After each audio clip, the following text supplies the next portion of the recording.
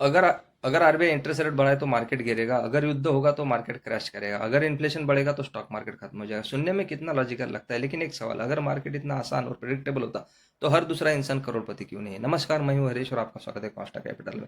और आज हम बात करेंगे एक ऐसी गलती की जो 90% रिटेल इन्वेस्टर करते हैं, लीनियर थिंकिंग, यानी मार्केट को एक सीधी लाइन की तरह समझना।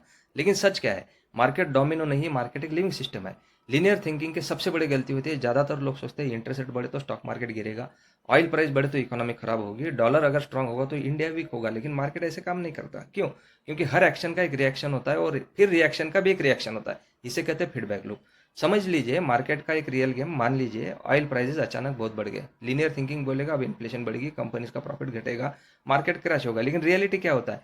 लोग कम खर्च करना शुरू करते हैं, गवर्नमेंट पॉलिसीज बदलती है, सेंट्रल बैंक एक्शन लेते हैं, डिमांड कम होती है, ऑयल प्राइसेस इवेंचुअली स्टेबलाइज होने लगते हैं। मतलब जो चीज़ एंडलेस प्रॉब्लम लग रही थी, सिस्टम खुद उसको करेक्ट करना शुरू कर देता है। यही है मार्केट का feedback loop. The biggest mistake, straight line prediction करना। रिटेल इन्वेस्टर अक्सर क्या करते हैं कि एक फैक्ट पकड़ते हैं और उससे पूरा फ्यूचर प्रिडिक्ट कर देते हैं। जैसे कंपनी के 2 क्वार्टर्स वीक आए तो बिजनेस खत्म। लेकिन क्या मैनेजमेंट कॉस्ट कटिंग नहीं करेगा? क्या कंपनी नई स्ट्रैटेजी नहीं ला सकती? क्या कंपटीशन फेल नहीं हो सकता? जो स्टोरी सबसे सिंपल लगती है वही सबसे डेंजरस हो सकती है, क्योंकि वो हाफ ट्रूथ होती है। मार्केट टाइमिंग क्यों फेल होता है? सबसे कॉमन डायलॉग होता है कि थोड़ा मार्केट स्टेबल हो जाए फिर इन्वेस्ट करेंगे। लेकिन रियलिटी क्या होती है? मार्केट किसी का वेट नहीं करता। जब तक आपको लगता है कि डेंजर खत्म हो गया, मार्केट पहले ही रिकवरी कर चुका होता है। इंटरेस्ट रेट हाइक का आप एग्जांपल समझ लीजिए। कई लोग डर कर मार्केट से निकल जाते हैं, लेकिन स्मार्ट इन्वेस्टर जानते हैं कि मार्केट फ्यूचर को पहले ही प्राइस इन कर देता है। मतलब जब न्यूज़ हेडलाइंस में आती है, अक्सर मार्केट ऑलरेडी उसका इम्पैक्ट एब्सॉर्ब कर चुका होता है। और जो लोग बाहर बैठे रहते हैं वो रिकवरी मिस कर देते हैं।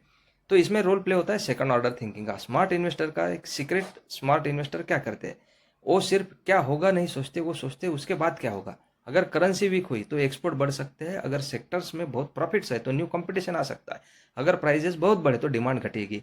यानी हर ट्रेंड का काउंटर ट्रेंड भी होता है, और यही इन्वेस्टिंग को डिफिकल्ट बनाता है। Then what should investor do? तो इन्वेस्टर लोगों ने क्या करना चाहिए? तो सॉल्यूशन क्या है? सिंपल, मार्केट को प्रेडिक्ट करने की कोशिश मत करो, प्रोसेस को फॉलो करो। एसेट अलोकेशन रखो, एसआईपी कंटिन्यू रखो, पैनिक सेलिंग अवॉइड करो, लॉन्ग टर्म विजन रखो, मार्केट नॉइस को इग्नोर करो। क्योंकि वेल्थ मार्केट टाइमिंग से नहीं, टाइम इन द मार्केट से बनती है। याद रखिए, फाइनेंशियल मार्केट कभी भी स्ट्रेट लाइन में नहीं चलते। हर इवेंट के पीछे रिएक्शन होता है, हर प्रॉब्लम के पीछे एडजस्टमेंट होता है, और हर करेक्शन के बाद अपॉर्चुनिटी भी होती है। इसलिए परफेक्ट प्रिडिक्शन की जगह परफेक्ट डिसिप्लिन बनाए, क्योंकि consistency and discipline creates wealth. Thank you very much.